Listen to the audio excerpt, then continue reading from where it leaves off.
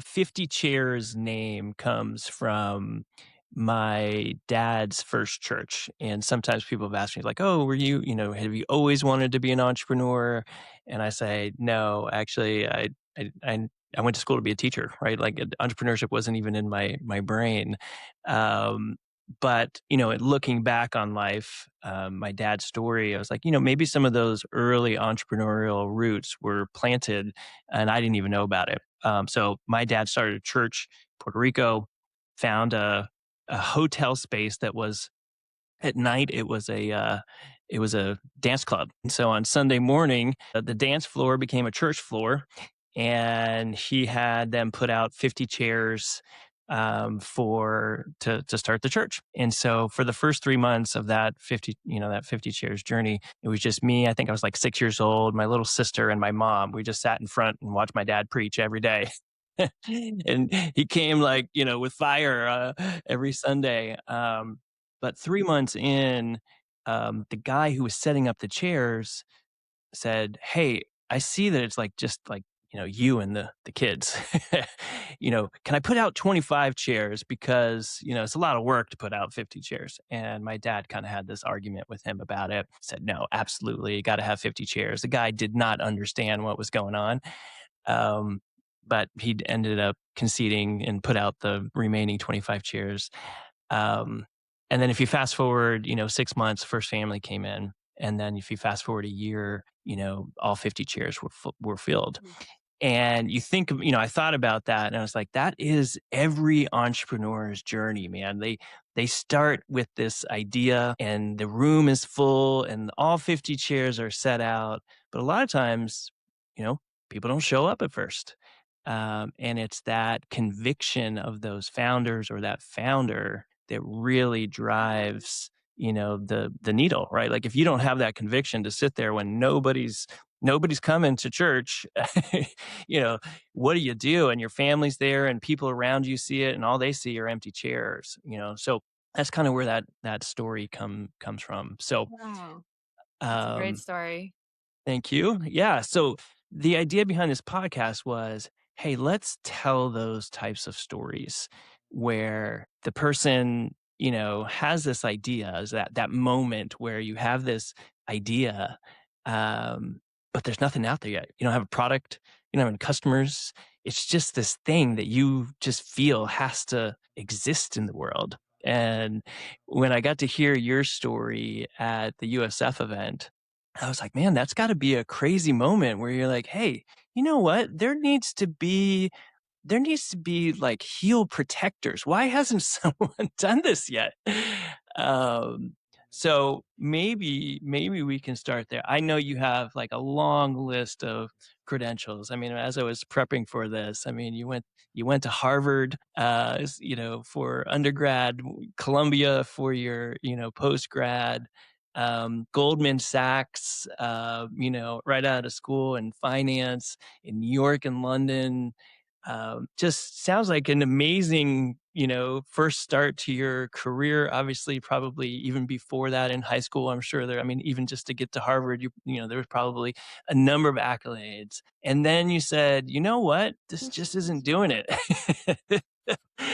Walk me through that. Like, what was that transition from, saying, hey, look, I'm going to really I'm living my dream, I would imagine at that point. And then this idea sparks in your head. Great question, Gary. First off, it's such a pleasure to be with you here. And thank you for having me as a guest. And I love that story of 50 chairs. And it does resonate with me as a founder and entrepreneur and as someone who's now incubating so many startups here at the Arc Innovation Center at Spark Labs by Arc Invest. So for me to go back to that moment, it does stem from that conviction and that passion. And, there's this great saying, you've heard it, we've all heard it, necessity is the mother of invention.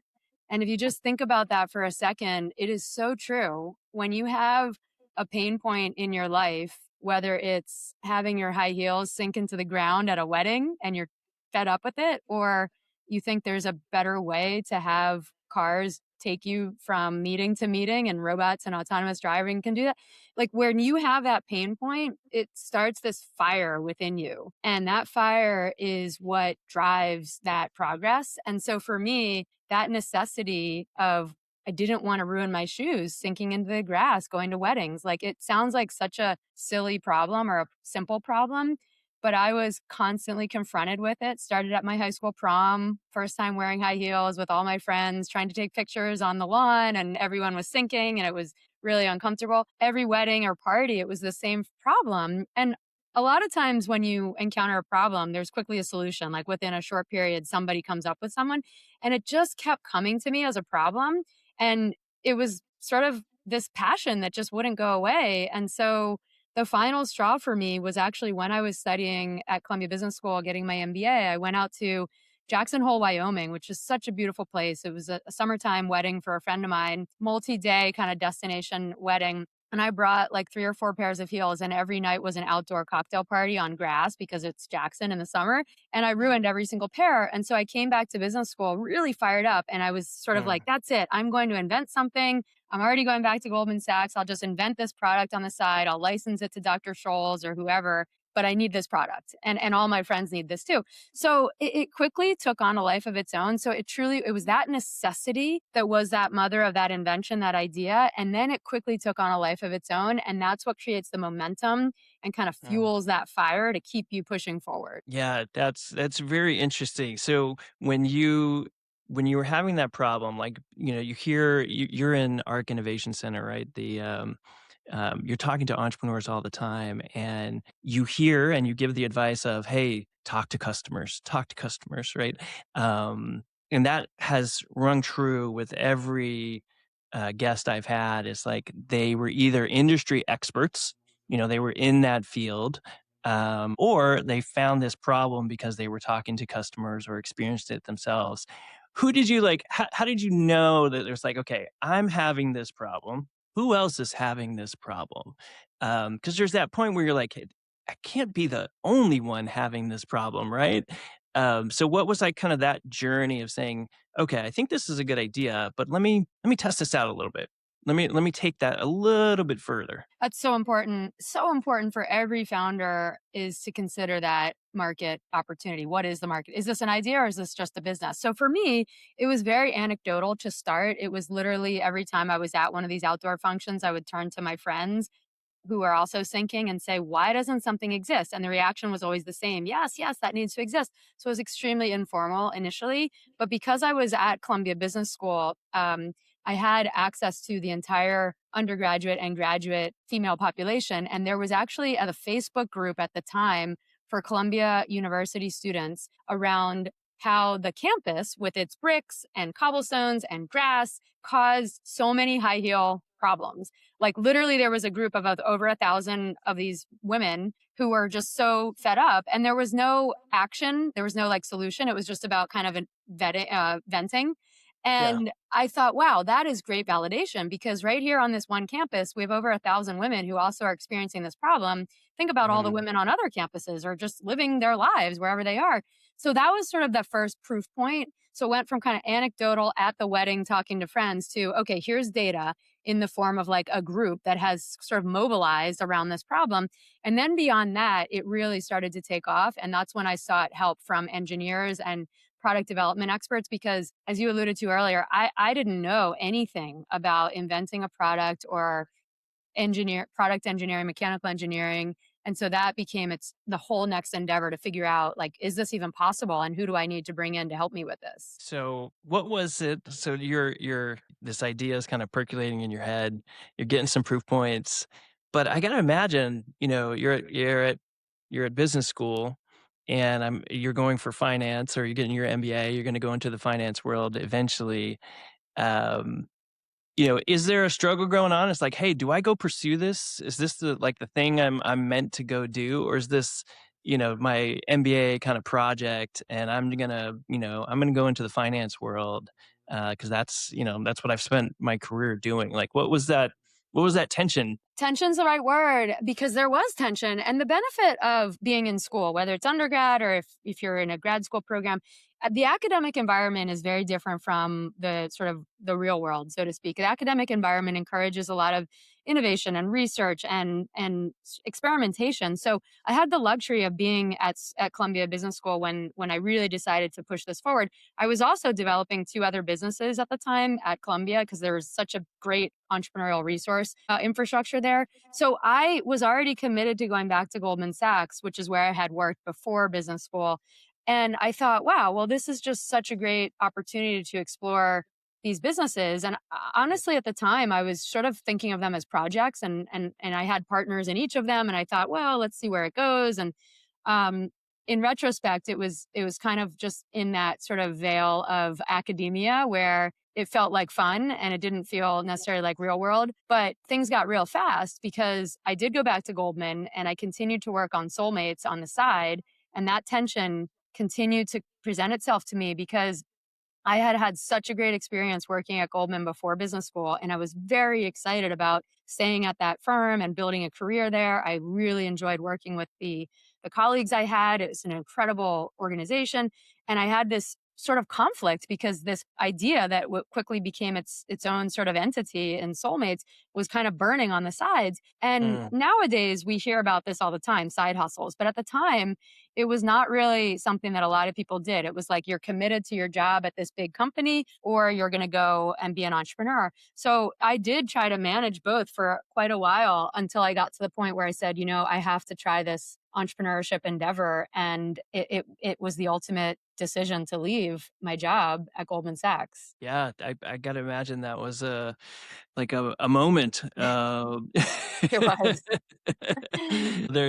I was talking to some founders that were former Tesla, and they left that VP role, like good salary. I'm sure Goldman Sachs was had a promising trajectory for you. And what was that decision like? Nagged you enough to say, look, I got to go do this. Like Yeah. I know it may not make sense to people, but this is me. I got to go do this thing. It was having other entrepreneurs around me who had done that and or pursued that path that gave me kind of the support because you're absolutely right. Friends and family around me did not support it. Like, why would you do this? You just, spent all this money getting an MBA. Now you're at this great company. You've got this career path in front of you. Like, why would you jeopardize that?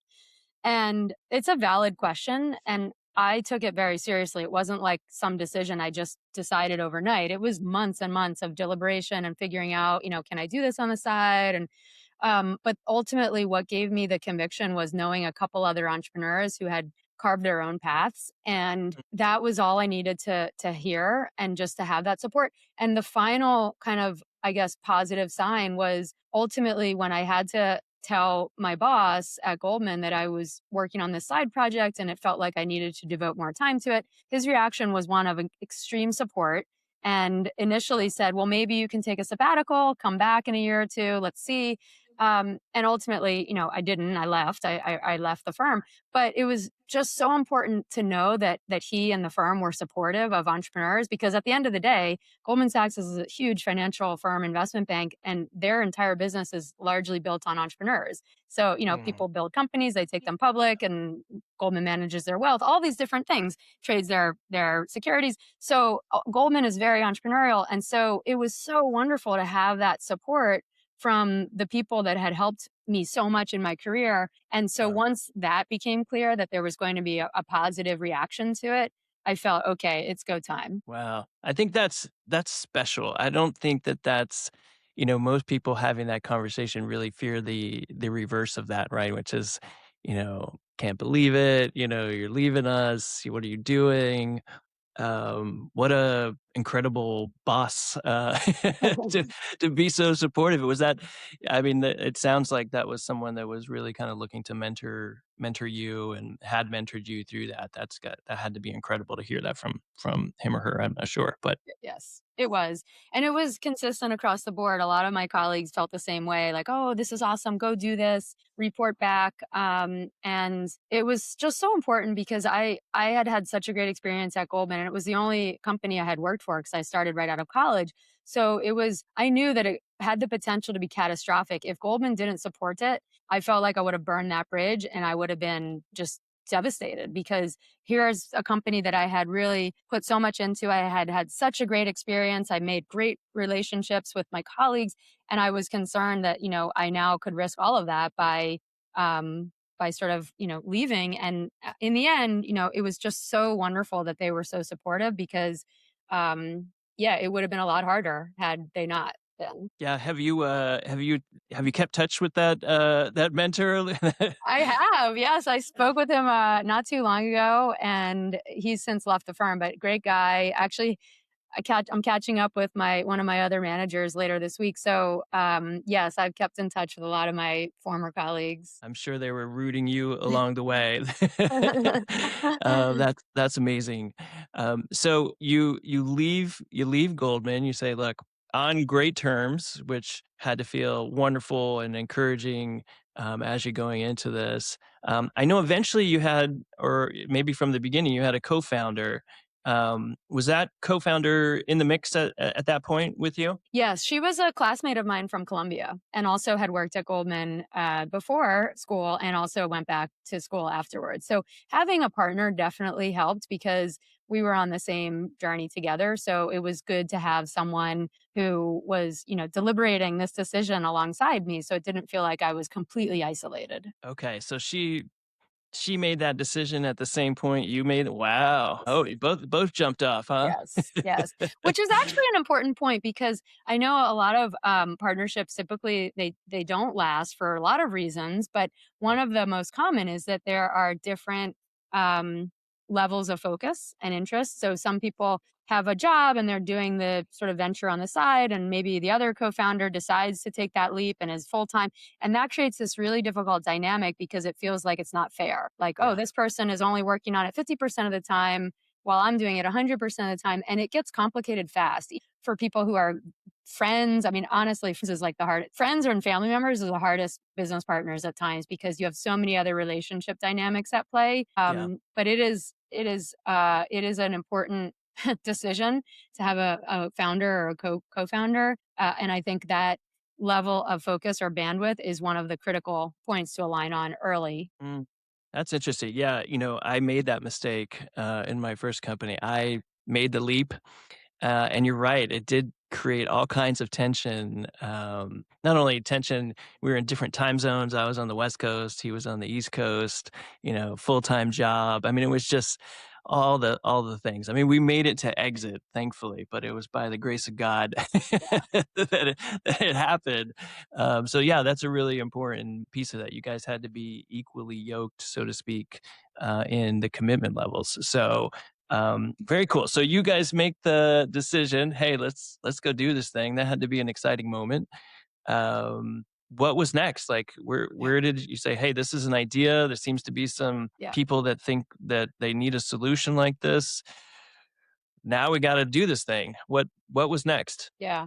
Well, the good part is that along the way, I was keeping really kind of a business plan going. So it wasn't like, okay, we're starting like literally from scratch. We're starting a little beyond scratch, but it's still pretty early. So we had kind of the playbook that we had thought was the right way to approach it. We knew that we had to raise a little bit of capital because we had put as much money as we had into the business to try to build out the product and get a website and kind of the basic stuff, do some legal start the company legally and stuff like that. But we knew that we would probably need to raise outside capital. We knew that we needed to invest in manufacturing tooling. We knew we needed some more product development and engineering help. We knew we had to develop a brand. So there was sort of a whole use of capital that we had listed. And we also knew we needed to recruit some partners. So the first few phases were around those central areas. And in terms of like recruiting the partner, I mean, around the actually mechanical engineers, people that could help us design this product and then understand how we could manufacture it at scale so it would be a consumable product, a product that somebody could buy at a drugstore. We knew that Mm, it had to, we knew the use case. We knew that women at weddings were probably the first kind of customers. But then beyond that, there were graduations, there were other celebrations, there was everyday use and protection. But those were kind of like the expanded layers of that core demo. So we used all of that as our guiding force in working with engineers to do the product development. Um, and we actually worked with multiple groups at a time because it sounds like such a simple problem, but you're actually required to create a pretty advanced, like physical object that can withstand a lot of forces and be flexible and look a certain way and have a certain price point. So there were a lot of parameters that we were trying to adhere to. And so because of that, we were working with multiple groups concurrently to figure out like how could we optimize this. And we also, during that time, working with the product designers, were talking to manufacturers to figure out, okay, once we get the design dialed in and apply for patents, and who are the manufacturing partners we can work with for small volumes and kind of phase one of go to market. So that was all happening in those first few months while we were also trying to raise some capital through angel investors. So it was a busy time. It was a busy time. And I think in retrospect, when I first left Goldman, I thought, well, we've got a business plan. We kind of have some good contacts. We know where we're going. But once you get into it, you realize quickly there's a lot of work to do. And this is going to take longer and cost more than we expected. So get ready, buckle up. Yeah, yeah, absolutely. Let's go. Let's go. How helpful was kind of having that MBA background to kind of give you some construct of like, hey, here's how I should maybe think about the finances, the plan, kind of at least have a little bit of a roadmap. Was that helpful, or was that like, hey, there were some things I learned in school, but really it was more the doing that helped me find that path. It was helpful for a variety of reasons, but maybe not the ones you'd expect. Tactically, it was less helpful, right? Like there were not a lot of mechanical engineers that I had met at Columbia Business School. So I had to be Yeah. resourceful and network and find those people. But we had a great professor that taught a course in product development, and he was the first person we reached out to say, hey, this is what we're doing. And he was supportive and ended up writing a business case study for his class. And then the network, like the first list of manufacturers that we got was through a classmate of ours who had been in investment banking in the industrials group. So he had a list of the top 100 injection molding companies in the US, and we literally called all of them. Oh, So wow. it was sort of leveraging the relationships and the contacts we had from business school. But when it came down to execution, I don't think as much came from the MBA. It was more around like, okay, where there's a will, there's a way. Let's get creative. Who do we know that might know someone, or what are the websites that can kind of give us that first couple steps that we need to take? So that's where having that just academic environment that I talked about earlier, where it's sort of like anything is possible, it just helped kind of push us along. Mm. Yeah, and this is all pre-Chat GPT, right?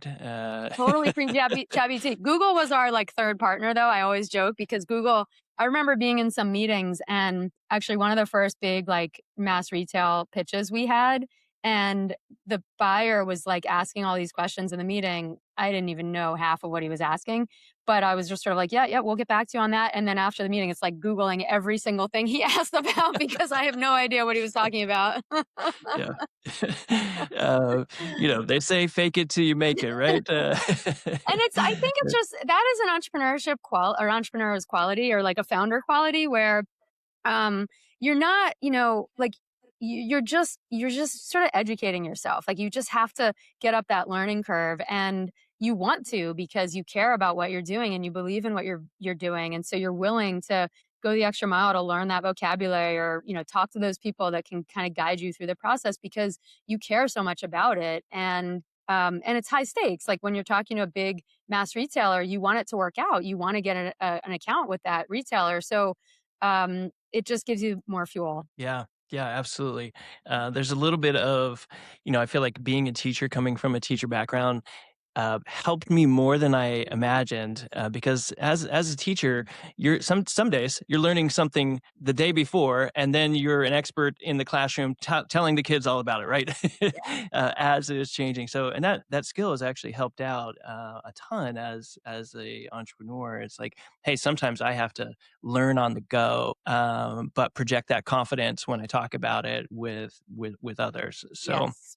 It's so Um, true. I think one thing that you develop over time is instinct. So you may mm, not have all, and this was something also that Goldman was so good at. Like you're not expected to have all the answers. You're just expected to be resourceful and creative to figure out where to go to get those answers. And if you do that enough over time, you develop an instinct and you sort of start to feel where, I need to really learn this and become an expert because this is core to my business versus this is something I need to do right now. But ultimately, I'm going to bring someone in as a team member who's going to take this over and really run with it because that person is the expert.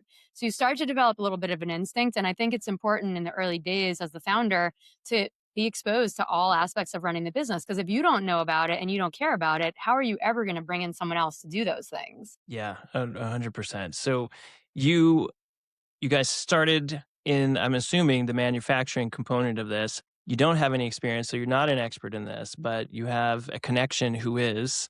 And what was that path? Just, okay, we know what the problem is. What's the solution? How do we design this thing so that it does what we want it to do? How many prototypes did you go through to say, hey, this is the one? And then ultimately, I think you filed a patent on that. What was that decision point? It's like, do we do this? I would gotta imagine in those days it's probably expensive to file for patents, things like that. So what was that part of the journey? Yeah, well, great point. So the patent was something, there's a provisional patent, which is not that expensive. It's a few $100, and you can apply for that using regular layman's term language. It's not a technical application, but it's a provisional in the sense that you then have a year to file a utility or design patent. So I had filed the original provisional while I was still a student at Columbia. And that's when the clock started ticking. And that's why some of those first efforts were around working with product development people and engineers to design the product because to submit a utility patent you have to reference prior art, which is all the other inventions that are kind of adjacent to this item, but you also have to submit technical engineering drawings. So in the early days, the engineer that we ultimately decided to work with was a company that I found through a website called ThomasNet, which is still a great resource for founders. I knew that I was living in New York City at the time, and so I knew that I wanted to go visit this person, and this location of the company was in New Jersey. So I literally did like a search of what's 50 mile radius from New York City, and met with a bunch of engineers that were in that vicinity. And the ultimate firm was in New Jersey, and it was really helpful because what sold me on this particular firm was their ability to sit with us and really think about the use case. And here's something that also was part of the journey. Like, this was really a women's product. Like, it's a high heel product. And most Yeah. of the engineers, if not all of them, were men who had never experienced this problem firsthand. So there were some of these designers who just couldn't quite get there in that pain point. And they're like, well, I know what you're talking about, but just, change the whole look of the shoe. And in my mind, well, that's not really accomplishing what we're trying to do. So the firm Mm. that we chose, they spent the time with us to really understand the use case, the application, and what's important to us and to women, and why like it has to be clear and not like a dark colored kind of accessory, or why it has to be a certain durometer or flexibility because you have to be able to put it on a couple different sizes of heels. So it was that time that they took with us that really showed me that they had the conviction and passion and the intellect to be able to help solve this problem. So it's just funny to say that because I don't want to go there yet, but I know in Shark Tank you did have some of them. You brought the shoes, and not everybody participated, but if you did, to your point around men not knowing what that is like and having to experience that. I think having the right engineering firm that was willing to say, look, I don't know what this is like, but I'm willing to sit down and understand, and I'm not going to modify your dream. I'm not going to tell you to not put out those 50 chairs. I'm going to go through this with you and really understand that vision. That's very cool. So you ultimately decided on them. How long did it take from initial design one to we solved the problem? It took a lot. Your question about how many prototypes, there were several prototypes. And initially there were like 3 designs. And then it became 2 designs that we continuated to prototype and iterate. And then it became one clear winner because we had all those characteristics that we were trying to check. And as we went through with each iteration, it narrowed down the list, and it just became clear that this one particular design was the standout, and it allowed us to check all those boxes. So all in, it was probably like 9 months all in. Okay. But the first 4 or 5 months were when we were still at Goldman, kind of juggling. So once we left and we're really just pursuing this 100%, it accelerated that time frame because we just had more time in the day. Yeah. And so that was something though that was critical to them being able to bring the product into manufacturing. So who was the first to put on the shoe and say, "Yep." Eh, You, I will okay. never forget it. It was such a wonderful moment, living in Manhattan, living in New York City. It's hard to find grass in New York City. I took the prototype, whatever, prototype 27 or whatever it was, and I went over to an area of grass on the West Side Highway, little kind of soccer field thing. And I put on a pair of heels and I put the product on and I sort of took a deep breath and started walking. And I thought, it's working. Oh my goodness. Oh my gosh. It was Yeah. such a cool feeling. It was such a cool feeling. And then quickly text my business partner, it works, it works. Take a picture. Take a picture. Yeah. Love that. Celebrating those wins along the way, sometimes starting a business is sounds like a lot of fun from the outside, but as founders, like there are a lot of hard days in Yes. between that 9-month period. So taking a moment to just celebrate a win sounds awesome. I Yeah. can It I can only imagine what that felt like for you guys. was great. Yeah. So you've got the product now. It solves the problem that you went out to solve. Um, but then there's this whole other side of the business, right? It's like, okay, we do have something that solves the problem, but we've got to let people know. Like, they got to find it. There's the whole mechanics of like your go to market. Had you guys been working on that along the way as kind of the engineering pieces? You're like, hey, we're going to find a solution to this. There is going to be something that solves this problem at the end of the day. Were Yes. you guys focused on that go to market during that time or along the way? Yes, we were because during that first few months that after leaving Goldman, we did raise some capital, so we had some funds to be able to start working not only on the product development but on the branding, on the marketing, on the go to market strategy. So yeah, we were working on all of that at the same time, and we had a target launch date. And so we knew that we wanted to really push to get those beta adopters to do testing, to do kind of the feedback groups, and we knew we wanted to launch in a summertime market, New York City, Northeast. We wanted to launch in the summer because that's when people are outside wearing high heels on grass. So that clock was, continuing to tick. And the go to market was interesting because we did use that first Facebook group from Colombia as like one of our first kind of testing groups, and then we kind of expanded it to like the wedding planners in the region because it's great to acquire a bride as a customer, but she's hopefully going to have only one wedding. I Yeah, know yeah. statistically that it might be more, but she's going to have one wedding and maybe she just buys it for herself or her bridal party. Maybe she buys it for the entire guest list, but it's better to go to the event planners because it's way more scalable. If you get to an event planner that does 2 dozen weddings a year, that's thousands of units that you're able to sell to that person every year. So that was part of our go to market is just identifying those kind of influencer type event planners in the Northeast. And luckily, sort of that mother necessity of invention thing, there was so much need that as soon as we started reaching out to people, it was like, finally, somebody invented this. Yes, like I want to order, 100 of these things. So that was really cool. Amazing. Yeah, that's gotta be I mean, I know, like, the part that I love, about business the most is when you go to a customer, and I've only done software, right? But they're using your product, and they're like, "I love this thing." Yes. Yes. It's like, yes! Yes. It's such a boost of energy, when you Yes. hear those kinds of things.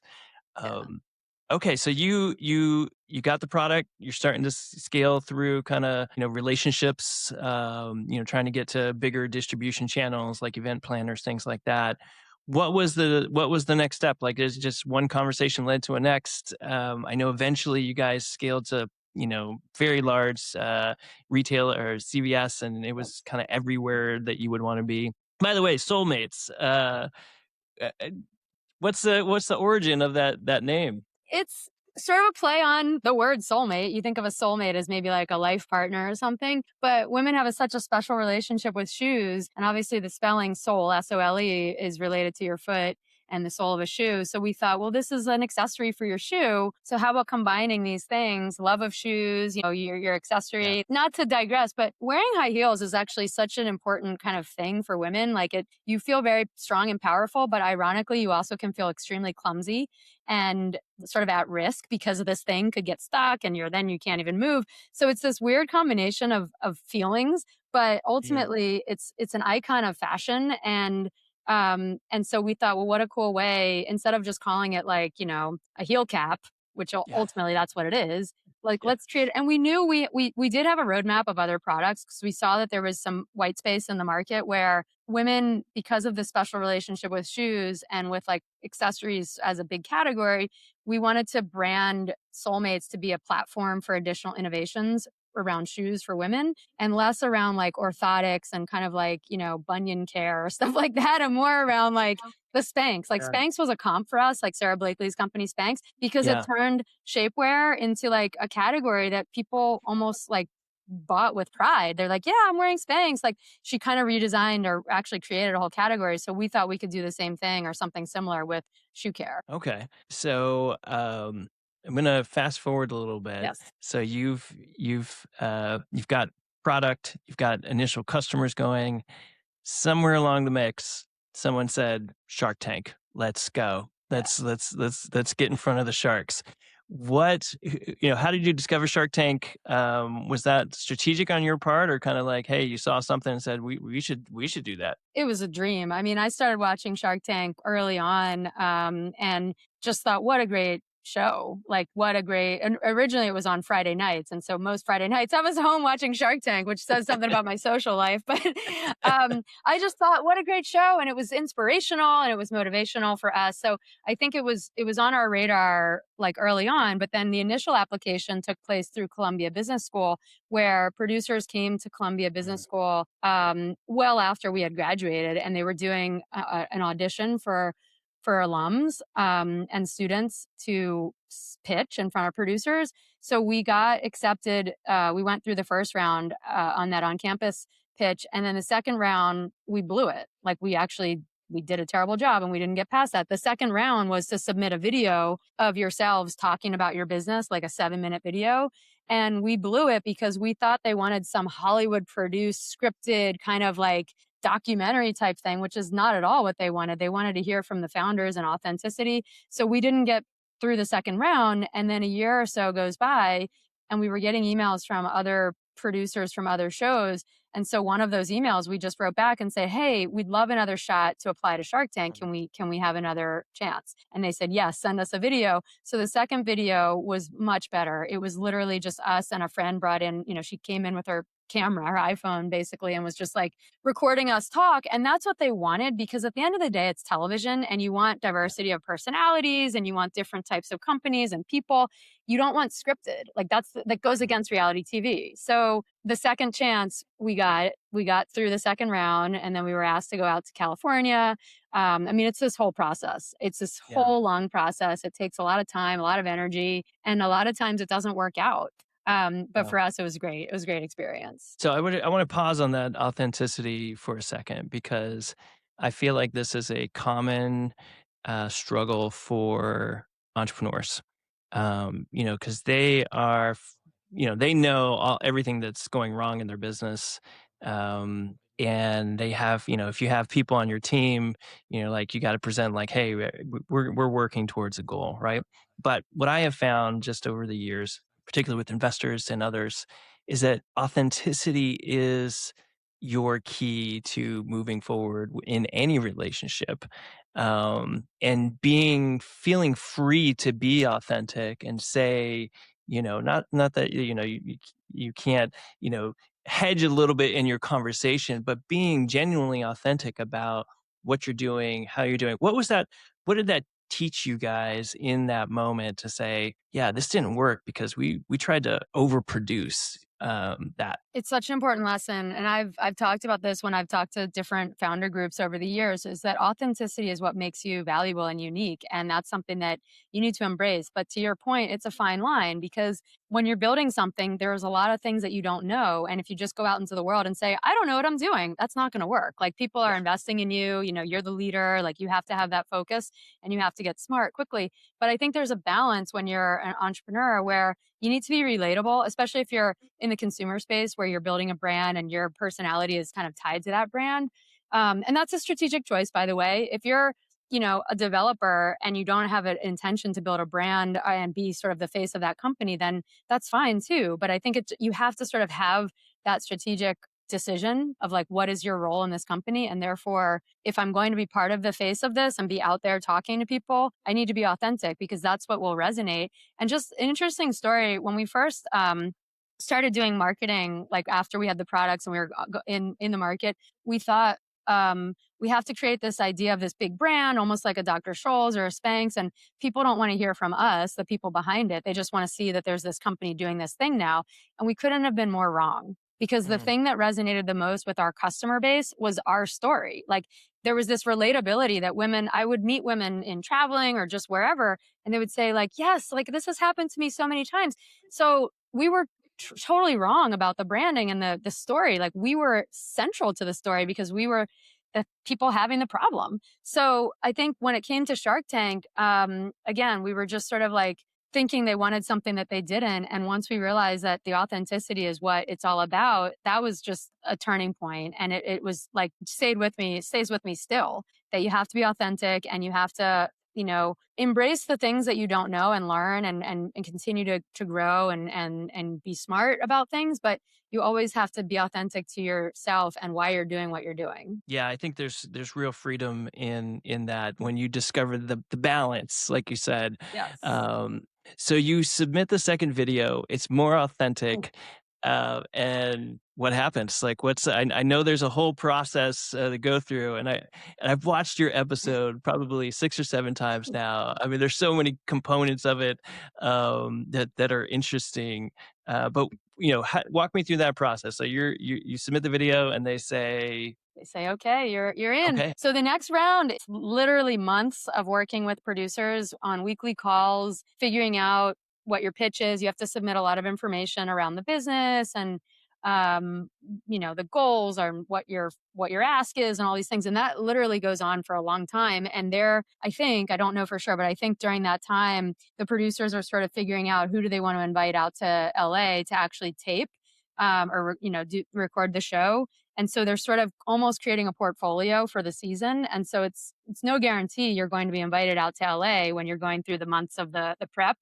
But when if they do decide to invite you, it's a week's notice or even less than a week's notice. So you sort of have to be ready to go and drop everything and go and hope that you're prepared because when you get out there, it's intense. Like you Right. only get one shot. It is one record. You better know your stuff. You have no idea what they're going to throw at you. You've seen the show. You've seen our episode. You know that they're trying to, create an intense environment. What you may not know is that our PR segment was a 90-minute stretch, and they boil it down to like 8 minutes. Wow. So all of that footage is just stuff that you never even see, but we lived it, of course, and you don't know what is ultimately going to make that final cut.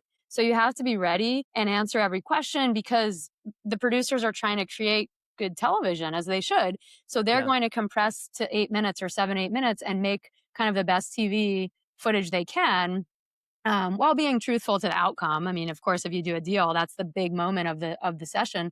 But it was really stressful. It was really stressful. Yeah, so we'll get to you're in there, and as I watched it, I was amazed by how you guys knew your numbers inside and out because they grilled you on those numbers. And I'm also a fan of Shark Tank, so I've watched this and I've watched people struggle when it comes to that, where they don't know their numbers, and it's clear like they don't know their numbers. But you guys were solid on that. what, did you guys prep for that? Did you, or that was just like, hey, we know our numbers because this is in and out. This is what we do every day. It was both. I mean, we did know our numbers. We had been in the business for a few years at that point, so we had the benefit of having revenues, having traction. So we knew our business really well, but we really prepared a lot. And one of the best decisions we made was to hire a media coach, and we spent a full day in New York prior to going out to LA, and we worked with this media coach, and he gave us these great tips, and it was basically the playbook on how to manage a process that was completely out of our control, meaning they're going to throw so many things at us and question us and create, sort of tense moments. But how do we exert a little bit of control in that completely like uncontrolled environment? So the media coaching was absolutely instrumental. And the hack, then I've shared this before, the hack, and I always tell founders to do this because one of the things that you have to be prepared for as a founder is to always pitch. You have to Mm, always be ready to pitch, even if it's a 10-second pitch or a 5-minute pitch. You're the person. No one else is going to do that but you. So you have to be ready. And the media coach gave us this great hack where the basis of it is like know your 4 or 5 key bullet points that you have to convey about this business. And every time you answer a question, weave it back to one of those 5 bullet points, because knowing that it will be highly edited, if everything you answer also weaves back to those bullet points, like there's a good chance you'll get maybe 3 of those bullet points in the final cut.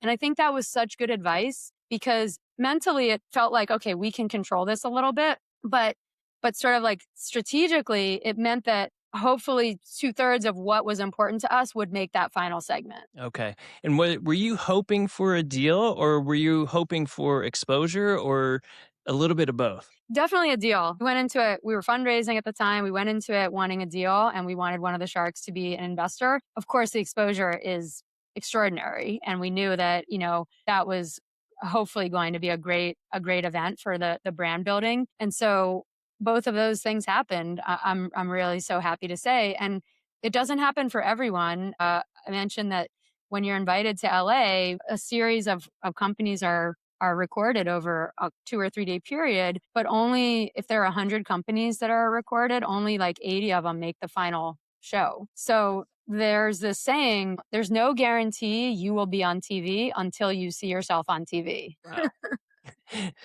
So that had to be stressful because you're going through this. I gotta imagine, like if it's any pitch I've ever done. After you leave, I must rehearse those pitches 100 times in my head. It's like, Yes. oh, did I say that? Oh man, how did I do here? Luckily, you had a partner, so you probably could bounce ideas off. But what was that moment after you left the room? You're like, did we? I don't know. Did we do? I mean, you got a deal for the audience that doesn't know, and you should definitely go check out the episode because it's awesome. But you got a deal. Um, did you did you feel like you guys nailed it? I think in that moment, yes, it was the elation. It was, oh my goodness, we just got a deal. It was just so exciting. And of course, later you're sort of replaying and reliving some of the moments, thinking like, oh, I didn't really say that right, or I should have said this. But we were just so excited. And it was an incredible feeling. But here's the rub. You can't talk about it. Mm, So you do this incredibly exciting thing that you've been trying to do for a long time. And when you get to that goal, like you can't really tell anybody because you're under this really, really big NDA. And that was hard. That was hard yeah. because as a founder, as much as it's hard for us to celebrate our wins because we're always thinking about what's next, we also like when we celebrate, we want to tell friends, family, we want to, talk about it on social. We couldn't do any of that. So that was a Mm. weird feeling. So how long between, okay, we know in the studio we got a deal, can't say anything, and then when the episode is going to, if it does happen, will go on at this time? It was about 4 months. Yeah. Okay. 3.5 months or so. And it was very hard because during that time, you're sort of in this strange state where you're excited about this thing. You still don't know that you're going to air because there's always Mm, breaking news. There's always potential that you get cut from the season. So there are these sort of concurrent things happening. Yes, you did that deal and you're working with the Sharks team and you're kind of going through diligence, but the producers are also still building out the show and you may not be part of that. So it's a strange situation. I have never been in a situation quite like that. It is a Yeah. very strange, surreal thing. And luckily, we still, we had a business. It was a few years old at that point. So we just kind of, at least for me, my kind of coping mechanism for that uncertainty was just focus on the business, just keep growing it as we had been and just focus on what we can control. And we found out like in October of that year that we were planning to air on an episode like 2 weeks out. But even then, the producers are sort of warning you. But, if there's breaking news that night, it might not air. So just heads up, there's no guarantee you'll be on TV until you see yourself on TV. Wow. Wow. It's like, okay, we're already running a business. That's not stressful. And then you add this extra element. Because I gotta imagine, like, what if it does air, it's such a popular show that Yeah. it could be transformational for a business and it sounds like you were in a position to be ready for the Yeah. influx, if it happened. So Yeah. you're waiting. Did you have a little watch party? Oh, we had a big party. We were Big like, party, "All right, okay. we're going for it. Even if it doesn't air, we're gonna have a party, invite our friends." Because at that point, they do allow you, I think it was like a week and a half out, they do say, "Look, if you wanna, mention it on your socials or whatever, you can start telling people because they want viewers too." So we had a party. We had a great party, actually, a great party in New York, and it was super fun, and it was also very nerve wracking because we had no idea how they were going to edit that 90 minutes. So they have free reign on however they want to portray you. And they're capturing footage the whole time you're on the set. So you could kind of be coming across as somebody that you're not. Mm. And that's where when we watched it for the first, for the launch party viewing, it was the first time we were even seeing how did they edit this? Like, how are they portraying us? We knew the outcome, but we had no idea what was going to happen leading up to that outcome in terms of what they showed. Well, I can say having watched the episode, I feel like they did a good job. Although Alan did mention that at USF, did mention that moment where you come in, it's quiet, and you got the. That was They the did best. capture that one. So they do a teaser the week before and they'll say like next week on Shark Tank and they do like a little 30-second teaser. And during the teaser, they caught this snapshot of me going like, and I realized, and in the teaser, I think Mr. Wonderful said, "What were your revenues last year?" And then they go to me going like, and so in the teaser, I'm like, that's not what happened. But I realized later that capture of me, like doing that thing, was because when we first walked out onto the set, you have to go to a little piece of tape on the carpet and they tell you to not say anything and don't move for 60 seconds because they have to get the lighting right and mics and all that stuff. So we go out onto the carpet and my partner was going to kick off the pitch. She was the first one to speak and she forgot about the 60 seconds. So she just started speaking and I went, and that's when they caught that. And then they like spliced it into what were your revenues last year? It's a good hook. I'll just get. It's a good hook. Yeah. Oh. So what happened? You get to Shark Tank, it airs. I've got to imagine that was transformational for you guys. What happened post that? And was there a little bit of like a the roller coaster of entrepreneurship? It's like you get these big moments. It's almost like an acquisition, and then it happens, and then there's like the real there's all this stuff that you still need to attend to. So what would happen after Shark Tank? Yeah, it was still an emotional roller coaster. So it was great. It was great for business. Huge increase in visibility. It literally opened up doors. A lot of business opportunities came our way. Just a massive brand exposure opportunity, unparalleled at that point. The previous big moment for us in terms of exposure was Oprah. Oprah used our product and talked about it, and that was a huge deal. But Shark Tank was even bigger. So it helped the business a lot financially, revenues, new opportunities, new customers. It really helped a lot. But the reality is we ended up not doing the deal. Mm, So that was hard because, as I mentioned, like we did go into it in a fundraising process. So that was definitely not expected. I thought we were maybe naively, I thought, okay, Robert was our shark that we did the deal with on the show. And ultimately we did not do that deal in real life. So we ended up raising capital after a few months after we decided that wasn't going to work out with Robert. So it was kind of this weird thing where yes, it was very very good for the business, but it was also not exactly as we expected. And Yeah. I caution founders, anybody that's ever asked me like, "Oh, should I think about going on Shark Tank?" I think it's fantastic. I'm so grateful I had the opportunity, but it is a big amount of time and resource and energy, and it may not result in an investment, or it may like blow up your company, but maybe it's not sustainable. And so there's so many sort of cautionary things that come out of just asking that question. Should I consider going on Shark Tank? So it's not to be taken lightly. But Mhm. again, for us, it was awesome. Yeah, that sounds like I was thinking about pitching the other day, because it like you said, as a founder, you're gonna be pitching a lot, right? Whether it's on Shark Tank or in front of investors or, customers, you're always pitching. And there's a refining process that pitching helps, I think, founders because it's like you're dot connectors. So as you're pitching, you're learning like what resonates with people, what doesn't. Where were areas I was really weak in that I need to really shore up because I don't want to have that expression from somebody next time I do my pitch.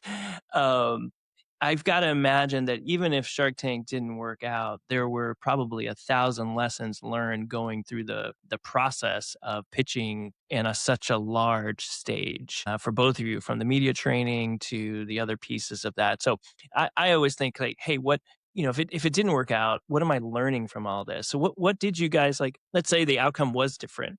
What were the learnings that you had through that experience? Yeah, I think something that has really emerged after that experience for me, and I continue to keep this top of mind, is just you always want to be creating options for yourself as an entrepreneur because you can't control so much. And sometimes we get in a trap thinking, like, I just need that big thing to happen and then everything else is easy. Well, nothing's easy. When you're building a business, literally, there's like so many sayings, like, it never gets easier. You just get better or more resourceful. It's so true because there are no golden tickets. There's no this, one big thing that's going to do it. It's a series of events. And Shark Tank was a big event, but it was also in a series of a lot of events that, and leading up to it, like everything we had done helped prepare to get to that point. So I think that the thing that really I distill it down to is just always making sure you have options for yourself. So, for instance, with Robert, if we had gone into Shark Tank desperate for capital and like we've ran out of people to go to, we need this to work out into an investment opportunity,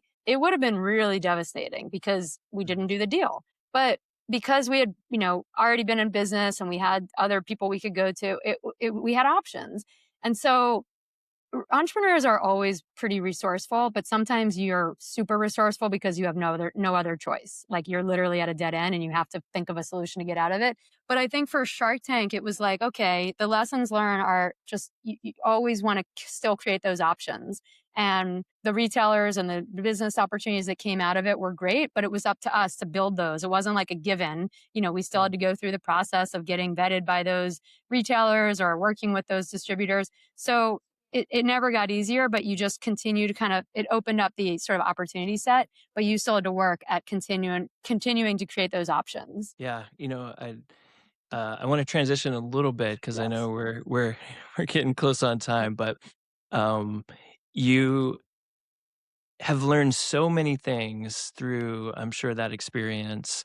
And now I'm looking at the Arc Innovation Center logo kind of above your head. You're helping other entrepreneurs through those same experience in St. Pete. By the way, the campus you guys have is absolutely beautiful. But I want to talk about that transition because as an entrepreneur, it's easy to just fall in love with the one thing that you're doing and not realize like, hey, I have skills that I can apply to many things. And I feel like there's a moment happening in the world where people are having to really consider like, hey, what are my real underlying skills and how do I apply them to a world that is constantly changing?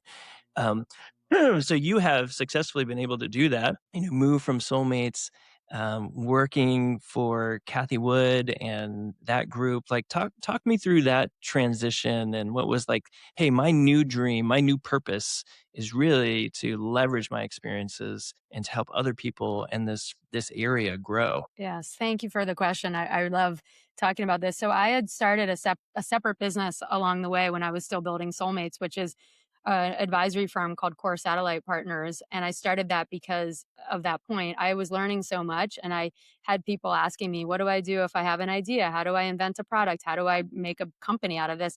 So I institutionalized that into a consulting firm. And so I was doing that on the side. And I really started doing a lot of that during the pandemic, and it coincided with my relocation down to St. Pete from New York City. And so through that work, it really allowed me to work with a variety of different types of founders, a lot of technology founders, a lot of financial technology founders, because I was sort of working in fintech, which was great to kind of draw it back to my first phase of the career in finance.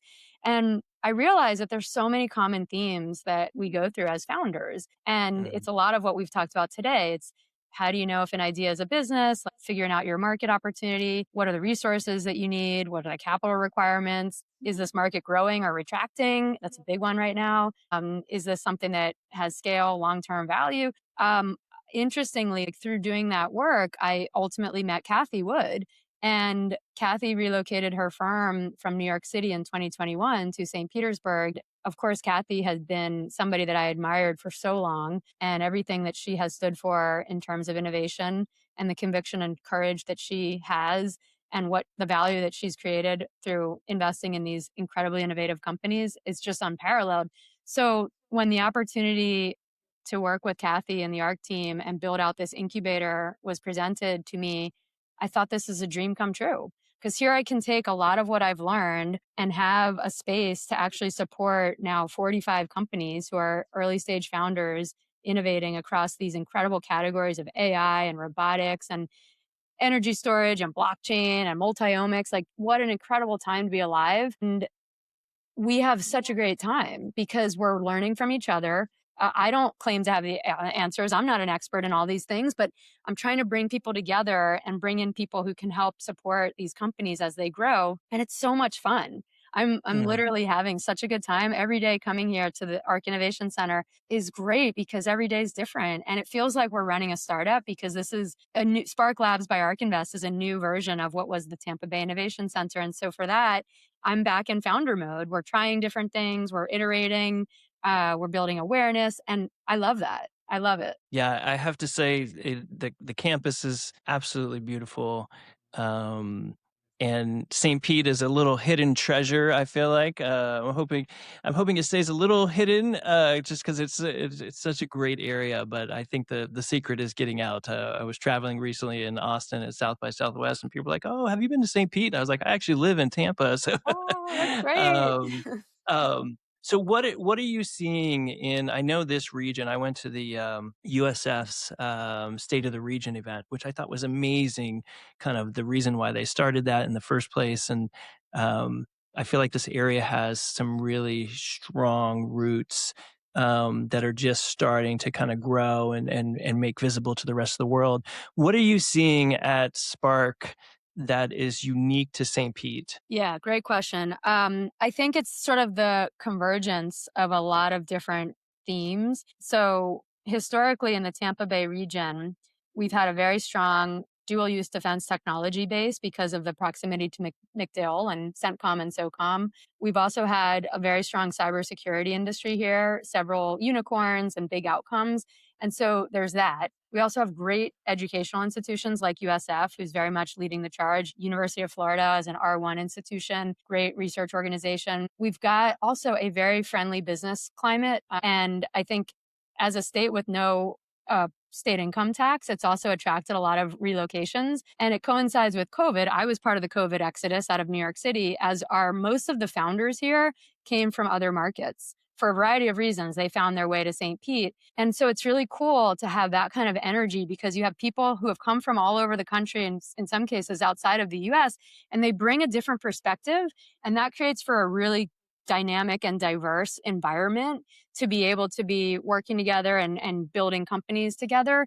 And with the backdrop of sort of the historical strengths in defense tech and cybersecurity, it's kind of analogous to the early Silicon Valley days. And I'm not Mm, saying that we are Silicon Valley. I mean, we're a small city compared to Palo Alto and San Jose and the density of talent that exists there for decades. But it's really cool what's happening. And I have to credit Kathy and ARC for seeing this opportunity because while a lot of firms relocated to Miami and Austin and Nashville, ARC was the only big firm during COVID that came to St. Pete because Kathy noticed that there was this really special vibe here. Mm. And it's hard to put your finger on it until you've experienced it, and you've experienced it. It's such a cool place to be. It's artsy, it's creative, it's friendly, it's great lifestyle, beautiful weather, but there's some like really incredible innovations happening. So it's Yeah, amazing convergence of all those things. I love it. I love it there. My wife and I were just talking. It's like, oh, should we get a place in St. Pete? Come on over. um, how was speaking of Kathy, just for a moment, how was I know there's a connection between what you're doing at like the Arc Innovation Center and those startups, but as I was kind of listening to you guys talk about it, one of the things that I thought was so interesting is that you've got this, powerhouse financial, investment firm, and then all of the engine that comes behind that in terms of understanding the market, their investments in SpaceX, their investments in Tesla, kind of really seeing around the corners in a lot of ways. Um, and then being able to bring some of those insights to founders, I thought was just like an incredible, really unique point around that. So what is that connection? How does that relationship work in terms of like those founders being able to understand like, oh, this is what's going on. This is how Kathy and some of the major thinkers of the world are thinking about the future. Yeah, it's a really unique opportunity. So we have an incubator model here at Spark Labs where we're able to invite founders and companies to be members in the incubator. And by doing so, you get access to a variety of different programs. One of those programs is with the ARC research team. So we're bringing over members of the research team, the ARC Invest research team, every month to do private workshops with the members and the founders of these companies. And the reason that's so significant is the rate of change of AI because of AI is unprecedented. And so when the founders have access to the insights of the research team, they can actually apply those insights to their businesses as they are building them. And so Mm. that level of access is unprecedented. It has never happened. We've never, created this until now. And it is so cool because we are seeing that. We are seeing the value of that where our founders are able to actually tweak or iterate or pivot what they're building because of the research insights that the ARC Invest team brings, in addition to Kathy's support in that regard. We also have a variety of experts from different specific industries, professionals from different backgrounds who are coming and doing private workshops and office hours and things like that. And then we also do a variety of different programming to help the founders who are fundraising. We do pitch practice, we do lunch and learns where we can bring in an expert to talk about a specific topic or have founders demo their product. This is actually probably one of the best benefits. You have a beta test group right here. If you Mm. want to showcase your platform and get feedback from users, you've got many founders who are willing to help you with that. So that's really helpful as these founders are iterating and building. And to have the beautiful space and the Arc Innovation Center to do it with this dynamic group of founders, it just makes for such a great environment. You must love going to work I every do. day. I do. uh, well, Becca, what does the future look like? What is the future for Spark Innovation for you? I'd just love to talk about that a little bit, and then we'll wrap. Future is bright. There are a lot of things we have on our roadmap. We're continued to focus on creating value or adding value to these companies. So we will add more programs, bring in more people. We're hosting a big event in May, probably May 21st, which will be our next innovation showcase. And we'll do that quarterly.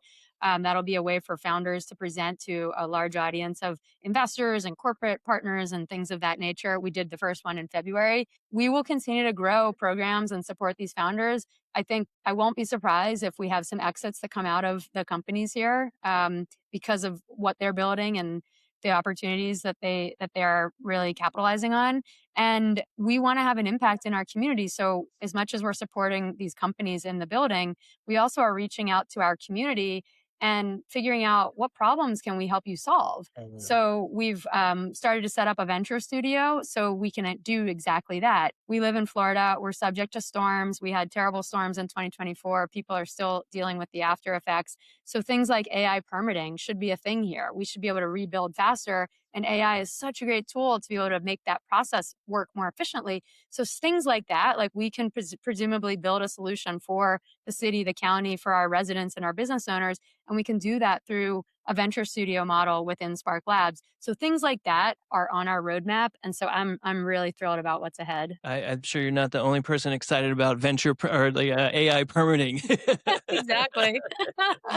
Yeah, that would be amazing. Yeah. Well, Becca, thank you for taking the time to share kind of your journey.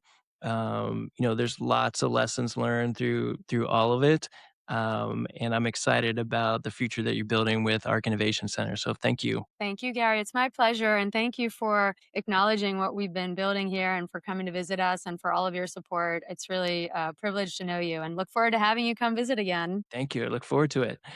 I'm going to Ah. stop recording.